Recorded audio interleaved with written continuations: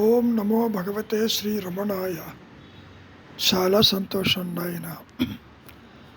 సామాన్యంగా మహర్షుల వారిని దర్శించటానికి వచ్చినటువంటి దేశ విదేశీయుల్ని ఒకటే ప్రశ్న వేసేవారు, నీవెవరివో తెలుసుకోమని, అంటే విచారం చెయ్యమని. ఆ విచారం కనుక నీకు చెయ్యటం చేత కాకపోతే శరణాగతిగా అన్నారు. సరే, ఇంతకీ శరణాగతి అంటే ఏమిటి? ఏ విధంగా చెయ్యాలి? ఎవరికి చెయ్యాలి? ఎందుకు చెయ్యాలి?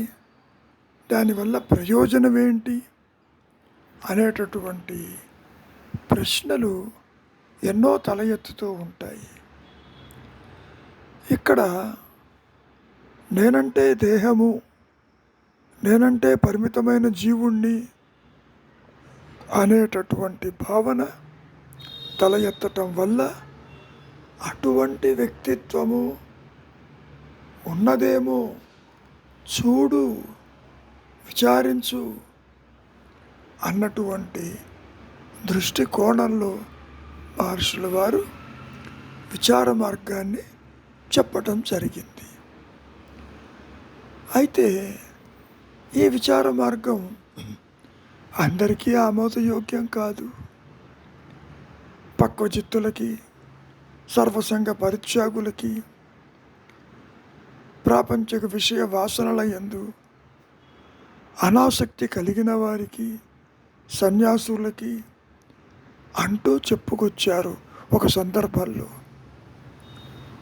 మరైతే ఈ విచారం చెయ్యటం మాకు చేత కాకపోతే మమ్మల్ని ఏం చెయ్యమంటారు అన్నప్పుడు శరణాగతి కండి. ఒక ఉच्चతర శక్తి ఉందని అందరూ నమ్ముతున్నారు కదా, దాన్నే దైవమని, గురువని అనుకుంటున్నారా లేదా? దానికి శరణాగతి కండి. శరణాగతి అంటే ఏమిటి? వ్యక్తిత్వము లేశమైన తల ఎత్తని స్థితిని ఏర్పరచుకోవటమే శరణాగతి. ముఖ్యంగా భక్తి మార్గంలో కూడా, నవవిధ భక్తుల్లో కూడా చివరిదైనది పూర్ణ శరణాగతి. శరణాగతి అనే పదంలో నీవింతవరకు పరిమితమైనటువంటి దేహాత్మబుద్ధితో జీవుడుగా దేహ ధర్మాలు నీ ధర్మాలు అనుకుంటూ ప్రవర్తిల్లుతున్నావా లేదా అని. మరి అటువంటి వ్యక్తిత్వము తల ఎత్తకుండా నీవు నిలిచి ఉండుటే శరణాగతి. అప్పుడు ఏమవుతుంది? ఆ ఉच्चతర శక్తి అంతా చూసుకుంటుంది. ఇప్పుడు నువ్వేమంటున్నావు?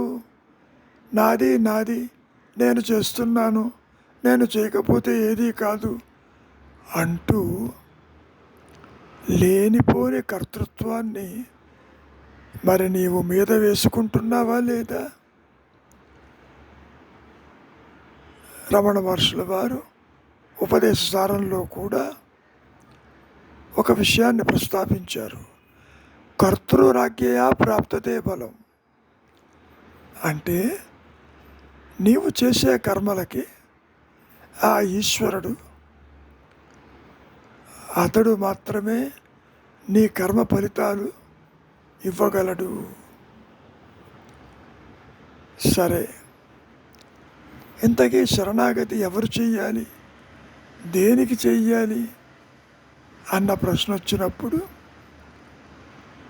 సత్యమే నీవై ఉన్నావు అహంస్ఫురణగా, అయినా నాకు తెలియదంటున్నావు దేహాత్మబుద్ధితో, వ్యక్తిత్వంతో, కర్తృత్వంతో. కనుక నీవు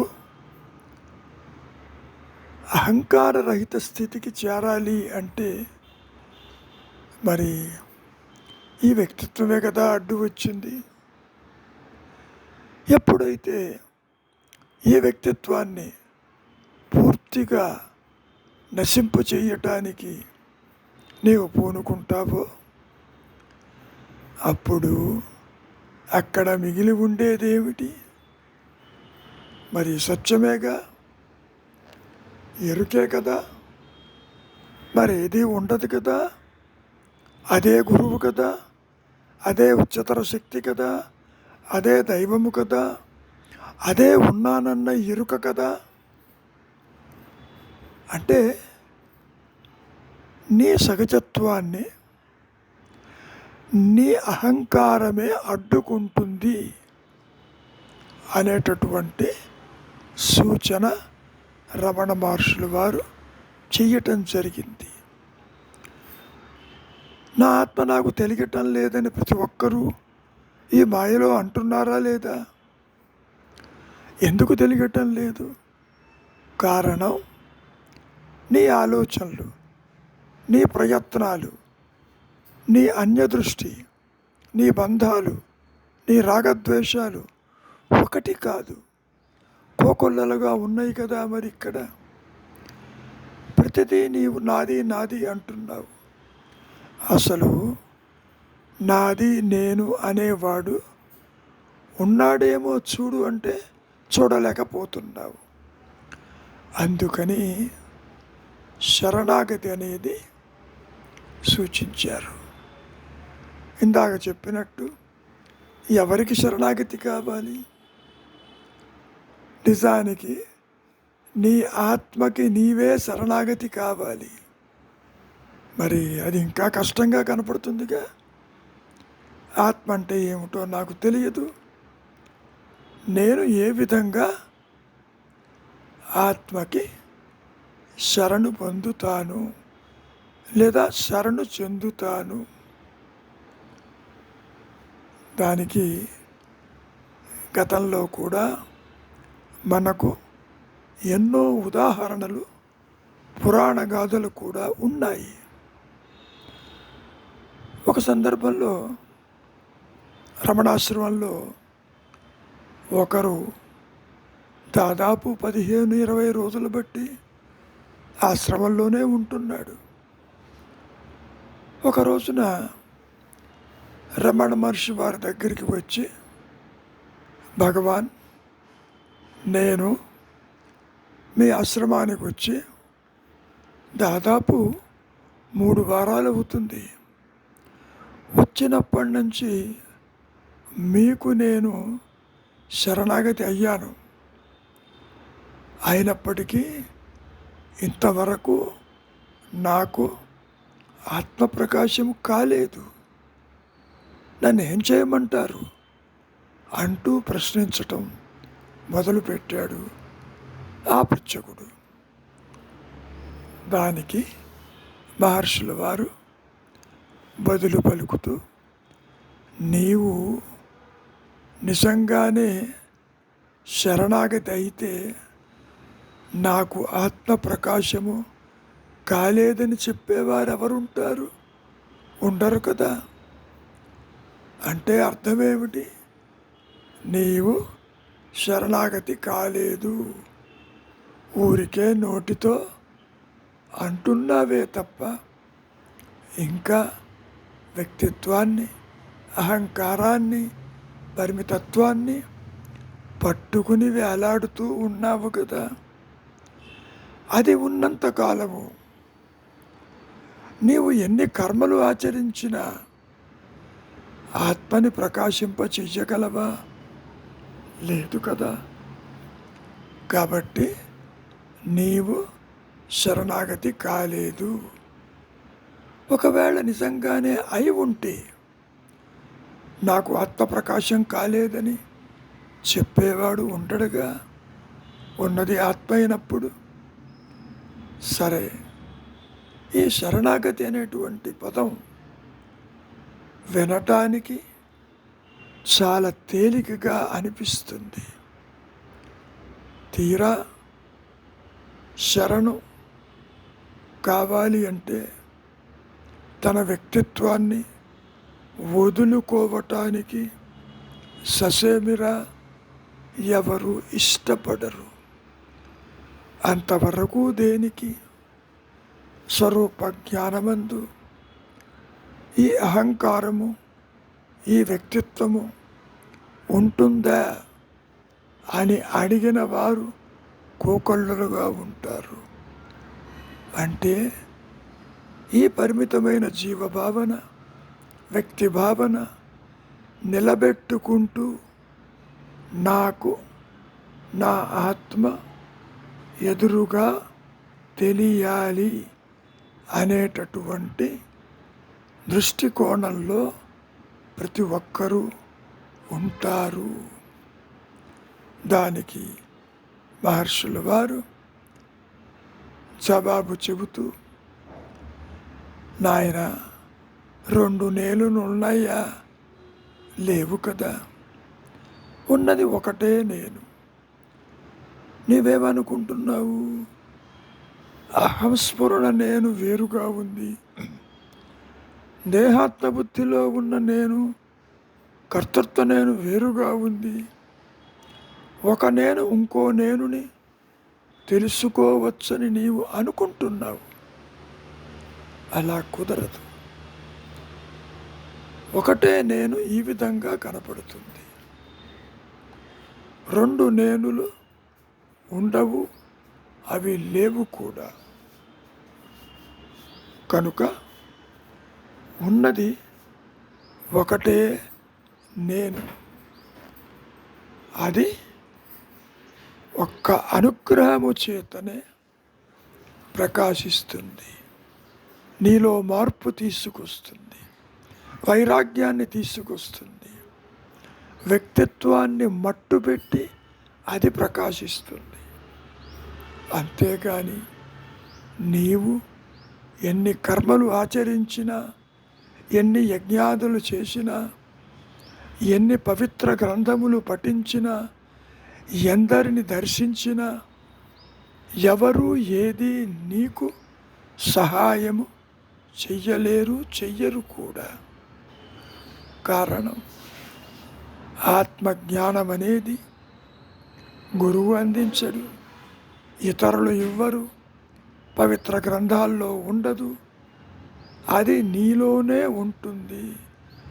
అది బహిర్గతము కాదు, అది అంతర్గతము. నీ ఆంతరంగంలోనే అది ఉంటుంది. అందుకని నీవు నీ ఆత్మకే శరణు కావాలి. నీ వ్యక్తిత్వాన్ని నష్టపరచక తప్పదు.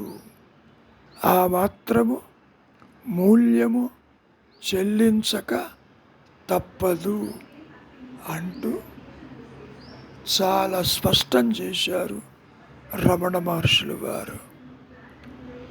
మరొక సందర్భంలో మన పురాణ ఇతిహాసములు ఎన్నో కూడా ఈ శరణాగతిని చెబుతూ ఉన్నాయి. ద్రౌపది విషయమే తీసుకోండి.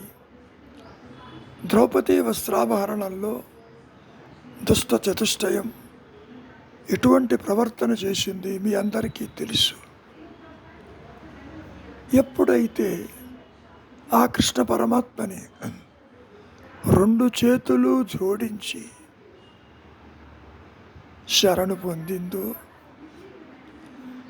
ఆ తర్వాత జరిగింది మీకు తెలుసు. అంటే వ్యక్తిత్వమే తల ఎత్తకుండా ఆ దైవానికి, ఆ ఉच्चतर శక్తికి ఎప్పుడైతే తాను పూర్ణ శరణాగతి పొందిందో, మరి తన బాగోగులు ఎవరు చూసుకోవాలి? ఆ భగవంతుడే కదా. అదే జరిగింది కదా. అది పురాణమే కావచ్చు, ఇతిహాసమే కావచ్చు, గతంలో జరిగిన సంఘటనే కావచ్చు. అయినప్పటికీ ఆ శరణాగతికి అంతటి బలం ఉన్నది కదా. మరి నిన్ను నువ్వెందుకు రక్షించుకోలేకపోయావు? శక్తి చాలదు, నీకు ఆ సామర్థ్యము లేదు. ఎప్పుడైతే నీ వ్యక్తిత్వాన్ని పూర్తిగా ఆ ఉच्चతర శక్తి పాదాల చెంత ఉంచుతావు, మరి ఆ శక్తే కదా సర్వ సృష్టిని నడిపించేది. నిన్ను వదిలిపెడుతుందా? లేదు కదా. ఇంకా మనం శరణాగతి గురించి మాట్లాడుకుంటే, గయోపాఖ్యానం మీకు బాగా తెలుసు. ఏదో ఆకాశంలో విహరిస్తూ తాను తింటున్నటువంటి తమలపాకుల యొక్క వేస్ట్ని బయట పడేయటంతో కృష్ణ పరమాత్మ అదే సమయంలో సూర్యుడికి అర్ఘ్యమిస్తున్న సమయంలో అది వచ్చి చేతిలో పడుతుంది. గైడు అనుకోలేదు, కృష్ణ పరమాత్మ కూడా ఊహించలేదు. అయినప్పటికీ ఆవేశంతో ఇది వేసిన వాడిని శిక్షిస్తాను, వధిస్తాను అన్న విషయం మీకు అందరికీ తెలుసు. చివరికి ఏమైంది? తన ఆప్తమిత్రుడైన అర్జునుడి దగ్గరికి ఈ గయుడు శరణాగతి పొందాడు. నాకు ముందు అభయం ఇవ్వమంటాడు, నాకు ప్రాణభయం ఉందంటాడు, చెప్పు పర్వాలేదంటాడు. చివరికి కృష్ణ పరమాత్మే తనకు అతి ముఖ్యమైన ప్రాణప్రదమైనటువంటి కృష్ణుడే అటువంటి శపథం చేసినప్పుడు తాను శరణు పొందిన వారిని కాపాడుతాడని చెప్పినప్పుడు దాని ఉద్దేశం ఏంటి? అవసరమైతే పోరాడుతాననేగా. చూడండి, కృష్ణార్జునుల మధ్య కూడా ఈ శరణాగతి అనేటువంటి విషయం ఎంత ఇబ్బంది పెట్టిందో. అయినప్పటికీ సత్యము గ్రహించిన తరువాత ఎటువంటి అపాయము కూడా గయుడికి జరగలేదు కదా. ఆ విషయం మీ అందరికీ తెలుసు. అంతేకాదు, పురాణాల్లో మనకు ఎన్నో నిదర్శనలు ఉన్నాయి. శరణు అంటే వ్యక్తిత్వము తల ఎత్తకుండా పూర్తిగా అంకిత భావన కలిగి ఉండటం. అంతవరకు దేనికి? ప్రహ్లాదుడి జీవితం తీసుకోండి. ఆ విష్ణువుకి పూర్తిగా శరణు చొచ్చాడా లేదా? ఉన్నది అతడే అని అనుకున్నాడా లేదా? సర్వాన్ని కాపాడేది, సృష్టి స్థితి లయకి కారకుడు ఆ విష్ణువేనని నమ్మాడా లేదా? అది ఎలా ఉందో చూడండి. చివరికి తన తండ్రి ఆ విష్ణువు ఈ స్తంభంలో ఉన్నాడా అన్నప్పుడు ఉన్నాడు అని చెప్పగలిగిన ధైర్యం ఎలా వచ్చింది? పూర్ణ శరణాగతి అయ్యాడు కాబట్టి ఆ ప్రహ్లాదుడు చెప్పగలిగాడు. ఆ తర్వాత ఏమైందో మీకు తెలుసు. ఆ స్తంభం నుంచి నృసింహ అవతారంతో బయటికి వచ్చి మరి వధించాడా లేదా? శాపగ్రస్తమే అయి ఉండవచ్చు. కారణం ఏదైనప్పటికీ శరణాగతి భావనతో ప్రహ్లాదుడు ఎన్ని కష్టాలు అనుభవించినా, కష్టాలు పెట్టినా తనకి చీమ కుట్టినట్టు కూడా ఆపద రాకుండా కాపాడింది ఎవరు? ఆ ఉच्चतर శక్తే కదా. విచారించండి. శరణాగతిలో నీవంటూ చెయ్యవలసింది ఏది ఉండదు. సర్వము ఆ హయ్యర్ పవర్ నీ బాగోగులు పూర్తిగా చూసుకుంటుంది. అందులో సందేహం లేదు. వ్యక్తిత్వం తల ఎత్తితే అన్నీ కష్టాలే, తల ఎత్తకపోతే అంతా అదే చూసుకుంటుంది. ఈ వ్యక్తిత్వం అనేది మనం గతంలో కూడా చెప్పుకున్నాం. అదిగో ఆ గోపురం మీద ఒక బొమ్మ తానే మోస్తున్నట్టు పోజు పెట్టిందే, అలా ఉంటుంది. నేను చేస్తున్నాను, ఇది నాది, నా వల్లనే అయిందని అనుకునే వారి యొక్క స్థితి కూడా అటువంటిదేను అంటూ రమణ మహర్షుల వారు చాలాసార్లు ఈ అహంకారాన్ని గురించి చెప్పటం జరిగింది. ఇలా మనం చెప్పుకుంటూ పోతే త్యాగరాజు ఏమిటి, అన్నమయ్య ఏమిటి, పురంధరదాస్ ఏమిటి, మరి భక్త తుకారాం ఏమిటి, వీళ్ళందరూ కూడా మాయలో ఆ దైవానికి పూర్తిగా శరణుజొచ్చిన వారే కదా. ఘోరా కుంభారు సంగతి విడిగా చెప్పక్కర్లేదు. ఎప్పుడు ఆ నామాన్ని, భగవన్ నామాన్ని జపిస్తూ మరి ఎన్ని కష్టాలు వచ్చినాయి, అయినా అవన్నీ కూడా తొలగిపోయాయి కదా. కారణం శరణాగతిలో నీ యోగక్షేమాలు ఆ దైవమే చూసుకుంటాడు. దాన్ని నీవు అనుమానిస్తున్నావు. ఎందుకని? దైవం ఉన్నాడో లేడు, తాను నన్ను ఆదుకుంటాడో లేదు.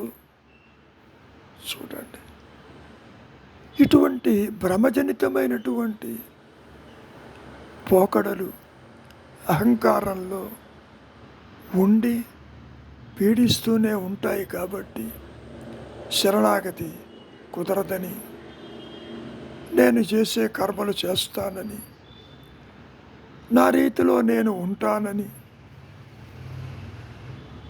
ఒకవేళ శరణాగతి అయితే నన్ను ఆదుకుంటాడో లేదో అన్న అనుమానాలు కూడా వ్యక్తం చేసేటటువంటి పరిస్థితి కూడా ఉన్నది కదా. కనుక నాయన, శరణాగతి అంటే లేశమైన వ్యక్తిత్వము మిగలకుండా పూర్ణ సమర్పణ ఆ దైవానికి ఎవరైతే చేసి ఉంటారో వారి బాగోగులు మరి చూసేదెవరు? ఆ దైవమే కదా.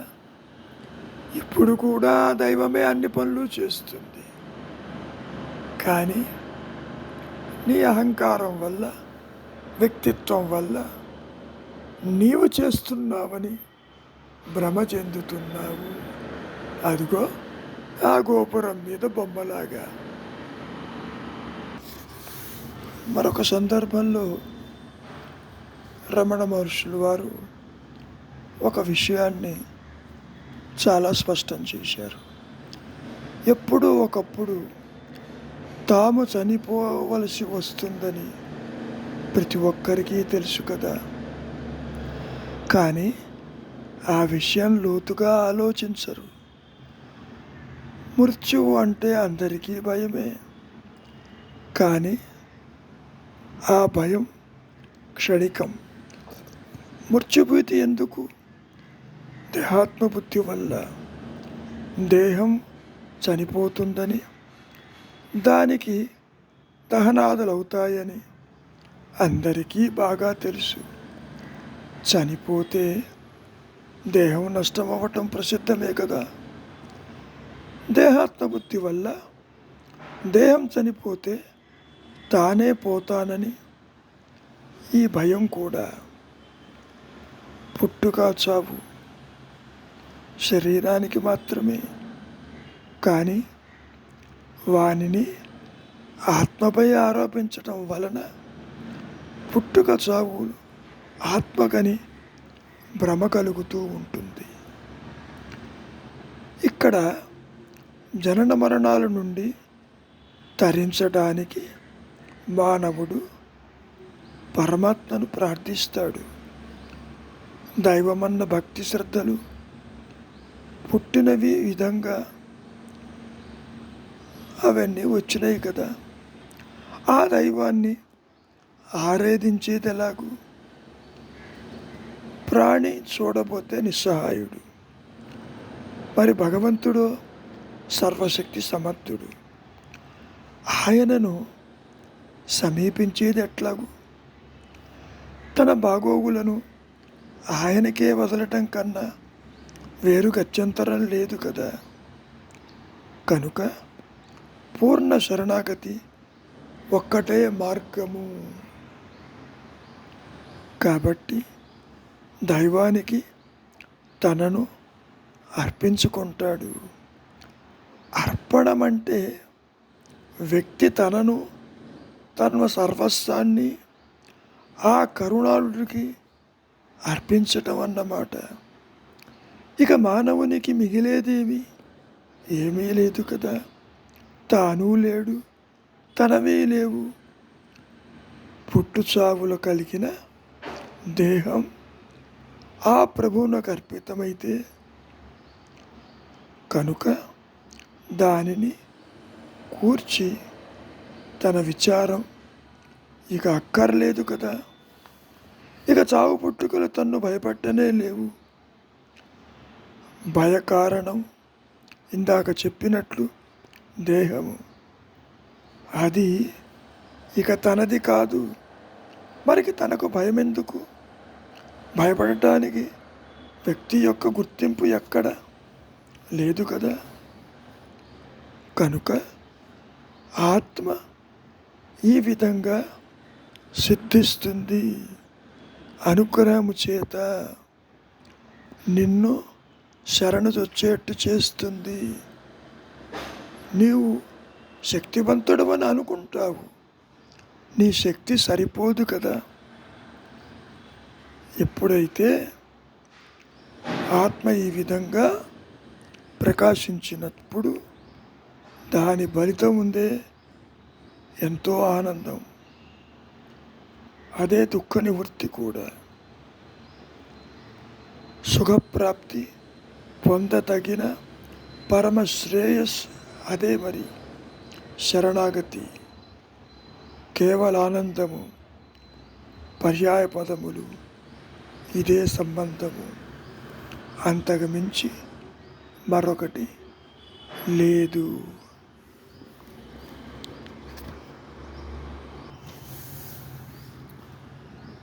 కర్మలు చేయక ఎవరూ ఉండలేరు.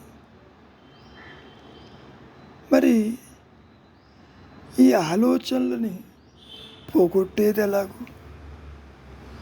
దానికి మహర్షుల వారు భగవద్గీతయే కర్మలన్నీ జరుగుతున్నా కర్తను నేను కాదన్నది కదా భగవద్గీతలో. అది లోక వ్యవహారమందు సూర్యుని వంటివి. ఆలోచనలు పొంగుతూ కొంగుతూ ఉంటాయి, కానీ ఆత్మ సదా అకర్మిగానే ఉంటుంది.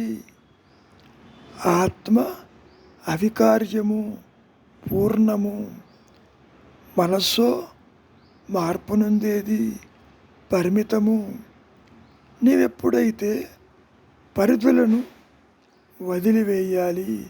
వదిలివేస్తావో అప్పుడే నీ పూర్ణత స్పష్టమవుతుంది. నువ్వు అనుకోవచ్చు దానికి అనుగ్రహం అవసరం కదా అని. నాయన, అనుగ్రహం ఎప్పుడూ ఉన్నదే. అనుగ్రహమే ఆత్మ, అనుగ్రహమే గురువు. అనుగ్రహమే దైవము, అనుగ్రహమే అహంస్ఫురణ, అనుగ్రహమే సత్యమై నిత్యమై ఏకమై అనంతమై స్వయం ప్రకాశమై ఉన్నది. దానికి నీవు ఆత్మసమర్పణ చేసుకోవటమే మిగిలి ఉంది. నీ వ్యక్తిత్వాన్ని పూర్తిగా వదులుకోవటానికి నీవు ఇష్టపడాలి సుమా. అయినప్పటికీ శరణాగతినై అర్థిస్తాను. నేను ఒకవేళ తప్పు మార్గంలో పోయినా నన్ను అక్కడికి బలవంతానైనా తీసుకురండి అంటున్నావు. దానికి మహర్షులు వారు, మరి ఇన్ని కండిషన్స్ పెడుతున్నావే, శరణాగతి అంటే ఇదేనా? శరణాగతి పూర్ణంగా కావాలంటే ప్రశ్నలు లేకుండా ఉండాలి. నేనేదో తప్పు చేస్తాను, నా ఇష్టం వచ్చినట్టు ఉంటాను, అయినా నన్ను తీసుకొచ్చి సన్మార్గంలో పెట్టు అని అంటాం. శరణాగతి ఎలా అవుతుంది? కనుక శరణాగతికి నీవు వ్యక్తిత్వము లేశమైన మిగలకుండా నీవు నిలిచి ఉండాలి. ఒకరు మహర్షి దగ్గరికి వచ్చి, నేను చాలాసార్లు అరుణాచలాన్ని ఎన్నోసార్లు స్మరించాను, కానీ నేను ముక్తిని కాలేదే. అరుణాచలమని స్మరించు వారల అహముర్ నిర్మూలించు అరుణాచల అంటూ మీరు ఎన్నోసార్లు చెప్పినప్పటికీ మరి నేను ముక్తుడిని ఎందుకు కాలేదు? దానికి మహర్షులు వారు, దృష్టి మారాలి అంతే. ఆ దృష్టి మారనంత వరకు నీవు పెదవుల మీద అనుకుని ప్రయోజనం లేదు. దృష్టి మారటం అంటే అంతర్దృష్టి ఏర్పడాలి. బాహ్య చింతన విడనాడు, వ్యక్తిత్వాన్ని వదిలిపెట్టు, పూర్ణ శరణాగతిక అంటూ చెప్పుకొచ్చారు. ఆ సందర్భంలో వ్యక్తిత్వము ఏమాత్రము మిగిలి ఉన్నా మరి నీకు స్వరూప జ్ఞానం అక్కడ ప్రకాశిస్తున్నా నీ స్వరూపమని తెలియదు కదా. కనుక పూర్ణ శరణాగతి మొట్టమొదట చాలా ఇబ్బంది కలిగిస్తుంది. పోను పోను నిదానంగా నీకే అర్థమవుతుంది. వ్యక్తిత్వము తల ఎత్తకపోతే నాది అనేవాడు ఉండడు. మంచి చెడు భేదం ఉండదు, స్త్రీ పురుష భేదం ఉండదు, ఉచ్చనీచ భేదం ఉండదు, నాది నీది అన్న భేదం ఉండదు. మరి శరణాగతిలో అంత గొప్ప విశేషం ఉందని నీవు గ్రహించలేకున్నావు. ఎప్పుడైతే ఈ అహంకారము